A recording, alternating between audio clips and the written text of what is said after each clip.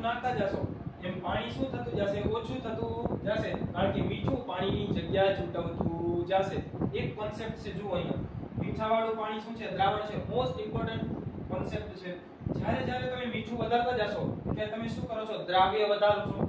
જેવું તમે દ્રાવ્ય વધારો છો, હવે જેવું તમે મીઠું વધારે રાખશો એટલે ઈ દ્રાવણ કેવું લાગશે? ખારું લાગશે. મતલબ એની સાંદ્રતા શું થાય છે? વધે છે, અને એમાંનું પાણી ઘટતું જાય છે.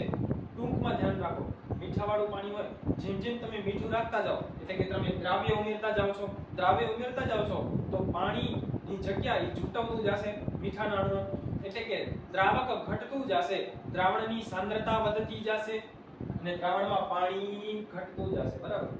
હવે આના ઉપરથી કેવી રીતે સવાલ સોલ્વ થાય? પ્રસરણ પાણીનો એક જ નિયમ, વધારેથી ઓછા તરફ જાય, અને આ કોન્સેપ્ટ બંનેને લિંક કરવાના છે. બરાબર? ધ્યાનથી સાંભળજો. એક ગ્લાસ લઉં, એમાં હું ફૂલ પાણી ભરું, બીજો ગ્લાસ લઉં સેમ કેપેસિટીનો, એમાં પણ હું ફૂલ પાણી ભરું.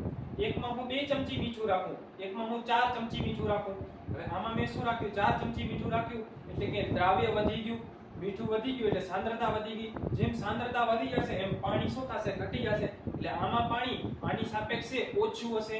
તો પાણીનો કયો નિયમ? એક જ નિયમ, વધારેથી ઓછા તરફ જાઓ. આમાં મીઠું ઓછું છે તો પાણી વધારે હશે, તો પાણી અહીંયાથી અહીંયા તરફ ગતિ કરશે, એટલે કે A થી B તરફ પાણીની ગતિ થશે.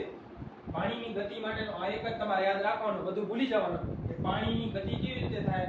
તો પાણી વધારે હોય તેથી ઓછા તરફ, દ્રાવણમાં વાત કરું તો, અને મીઠું અથવા તો દ્રાવ્ય ઓછું હોય ત્યાંથી વધારે તરફ વહન થાય છે. તો આ હતું એક અમેઝિંગ કોન્સેપ્ટ પ્રસરણ વિશે.